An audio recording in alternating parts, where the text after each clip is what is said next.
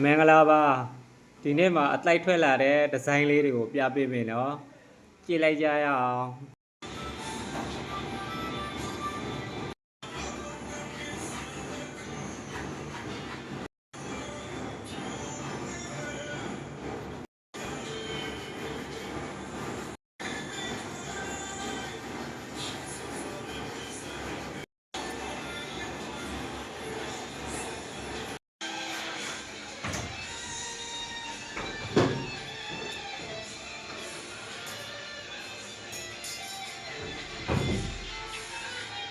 အခုလိုလက်ကအမျိုးမျိုးကိုစိန်တုကရွှေပရိမှာစိုက်တိုင်းကြအပ်လို့ရပါတယ်ခင်ဗျာ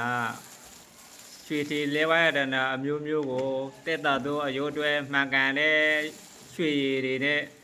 customer တို့စိုက်တိုင်းကြစိန်တုကထောက်လောက်ပေးနေပါတယ်နော်အားလုံးယုံကြည်ကြည်နဲ့အနေနဲ့ရရကအလောက်တွေချပေးကြတဲ့ရွှေဆိုင်အားလုံးကိုလည်းကျေးဇူးအများကြီးတင်ပါတယ်ဝိုင်းရံပေးကြတဲ့အမခံထာတွေအားလုံးကိုလည်းကျေးဇူးအများကြီးတင်ပါတယ်ခင်ဗျာစိန်ဒုက္ခလဲရတယ်ကြိုက်လို့ရှိရင်ကွန်မန့်မှာတခုခုရေးပေးခဲ့ပါနော်ကျေးဇူးတင်ပါတယ်